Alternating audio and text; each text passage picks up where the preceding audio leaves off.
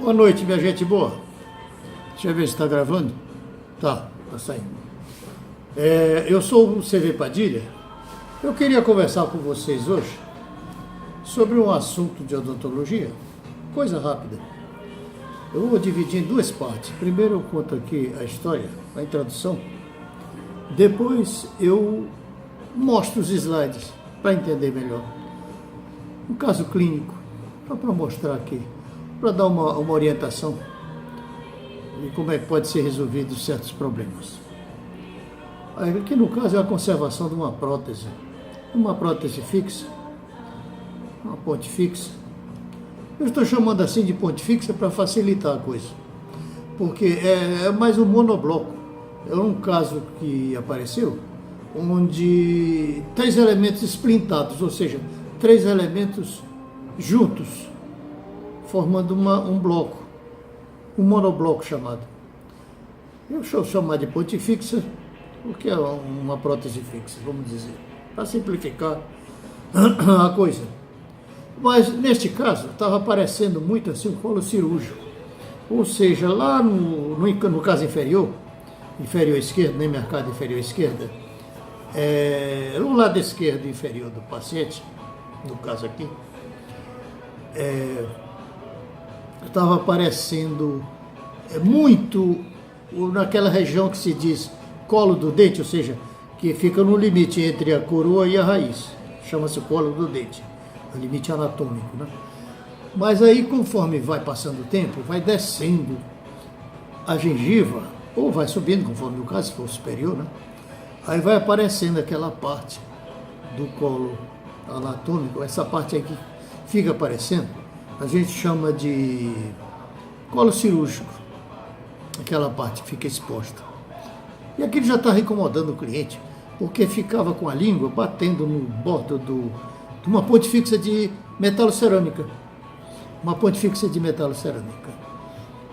Aí eu fiz o seguinte, eu pensei em tirar, remover, desmanchar esse monobloco e fazer de novo tudo junto conforme estava, mas por questão de dar mais retenção, mais resistência ao trabalho, né, que ele possuía. Mas depois eu vi que estava faltando o superior, ou seja, o antagonista. Não ia forçar.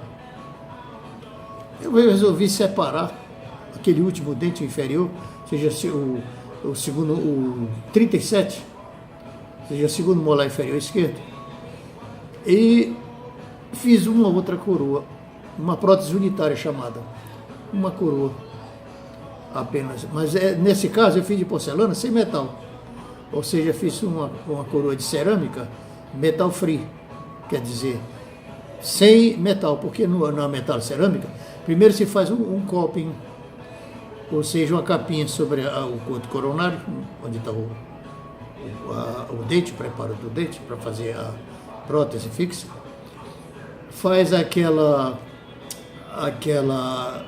coping metálico, aí depois completa aquilo com a porcelana, faz o cozimento da porcelana. Ele é feito no laboratório, naturalmente, em forno especial, forno próprio para isso. Faz o cozimento da porcelana sobre aquele metal. Por isso é que chama de metalocerâmica. É porcelana sobre metal.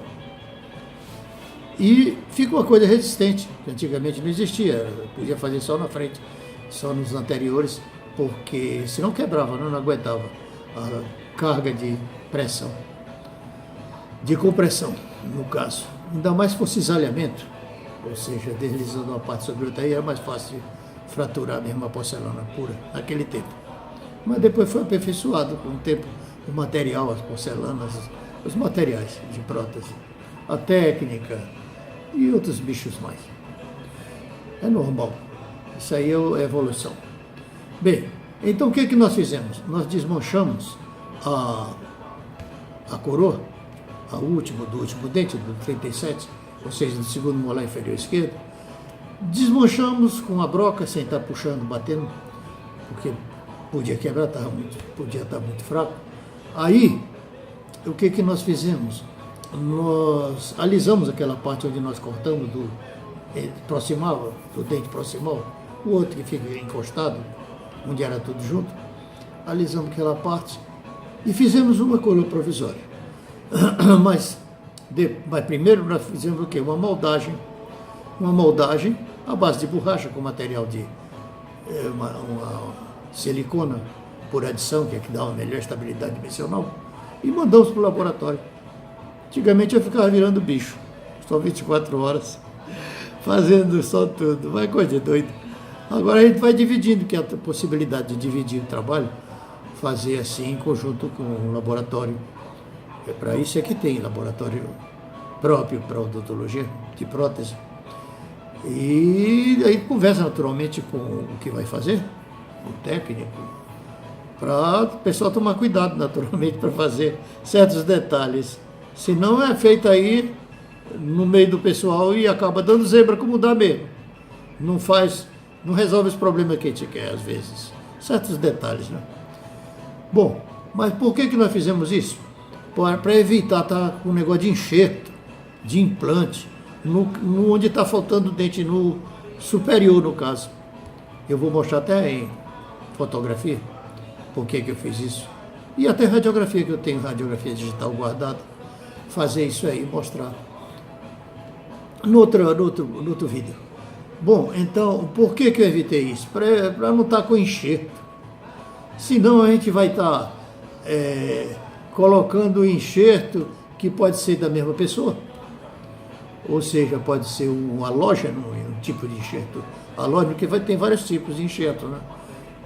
No caso do osso humano, fresco, congelado, bloco particular, liofilizado, conservado em banco de tecidos, que a gente pega de outra pessoa, outro indivíduo, da mesma espécie, e coloca no lugar onde está faltando, no caso do enxerto. Pode ser o aloplástico, é um material sintético, hidroxiapatita de cálcio. Aí já é feita uma osteocondução, com a presença de tecido ósseo, as células osteoprogenitoras. Eu sei que vai se formar naquela matriz óssea, as células vão depositar e vão haver uma osteointegração. Ou seja, vai haver uma cicatrização, em outras palavras, mas é uma osteointegração para uma formação de novo tecido ósseo, onde está faltando, porque nesse caso, quando eu fiz a radiografia, eu notei que não tinha osso suficiente para fazer implante. Eu teria que mandar fazer primeiro o implante, passar para outro colega para fazer o implante, para depois de feito o implante, colocar a prótese que tinha de ser feita no lugar onde foi feito o implante. Muito bem. Mas aí tinha que passar, no caso, antes do implante, tinha que passar por um enxerto. Aí vai complicar mais a história. Esse enxerto que eu estou dizendo é que pode ser o halógeno, pode ser o aloplástico, seja com material sintético, hidroxiapatita de cálcio, pode ser o autógeno, ou seja, da mesma pessoa. Mas aí é o melhor que tem, da mesma pessoa, do paciente mesmo. Você tira daqui do ilíaco, ou então tira aqui da calota craniana, naturalmente deve ser dessa região dos parietais, não tem mais osso, e retira e põe no lugar onde está faltando, no maxilar, naquela região do seio maxilar.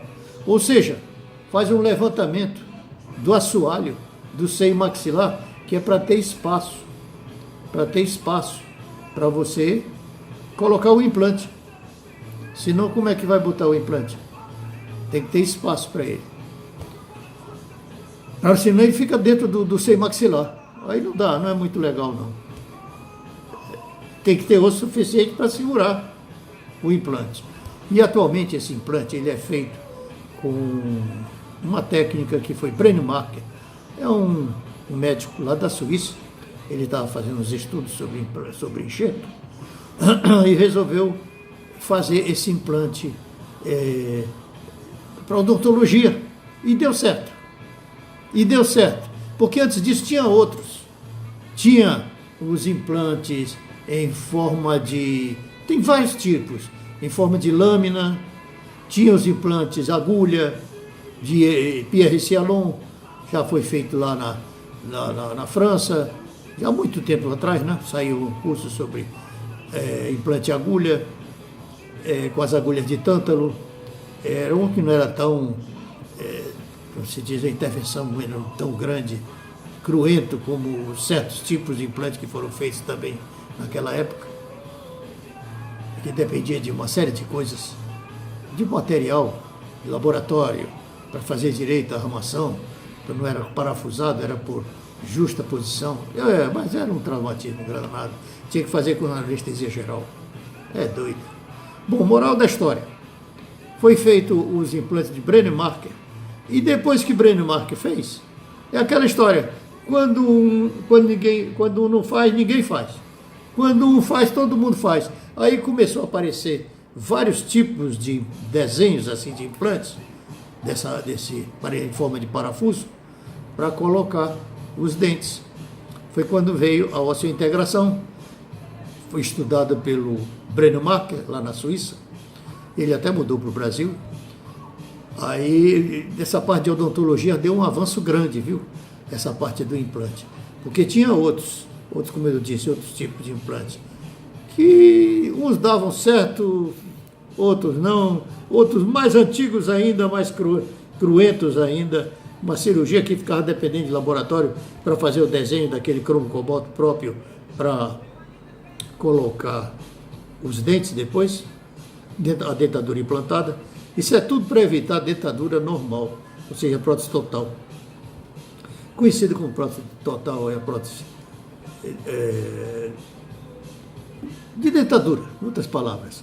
Moral da história, sem aquele céu da boca, sem aquela coisa toda.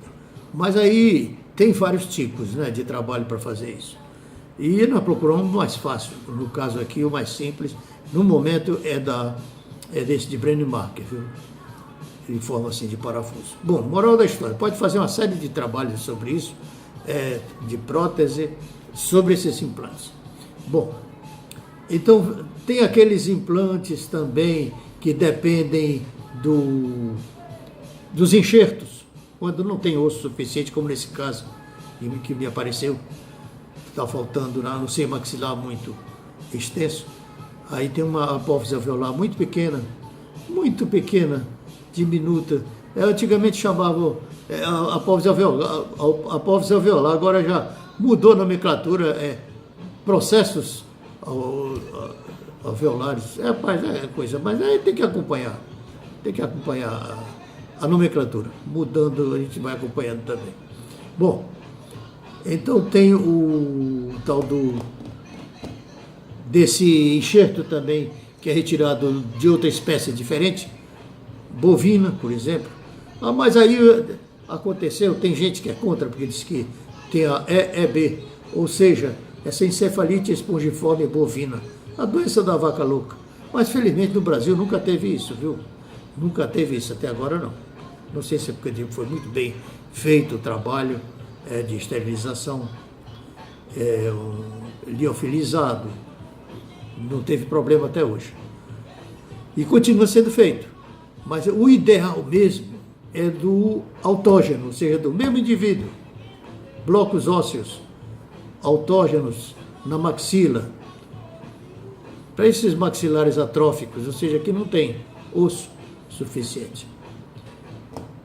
Bom, então isso que eu queria mostrar depois para vocês, sobre esse levantamento do assoalho do seio maxilar. Nós não vamos nessa não, prefiro fazer de outro jeito. Foi como eu fiz. No caso, o inferior, para não complicar a história, para colocar o enxerto, o implante e depois fazer a articulação. E depois pode dar uma zebra, não dá certo. Aí desmancha, tira o outro. Então fica só como eu fiz mesmo. Isso é o que eu quero mostrar no outro vídeo. É isso, minha gente, vamos ver como é que vai sair aqui a minha gravação. E depois eu vou fazer no outro vídeo o resumo da história em fotografia. Uma boa noite.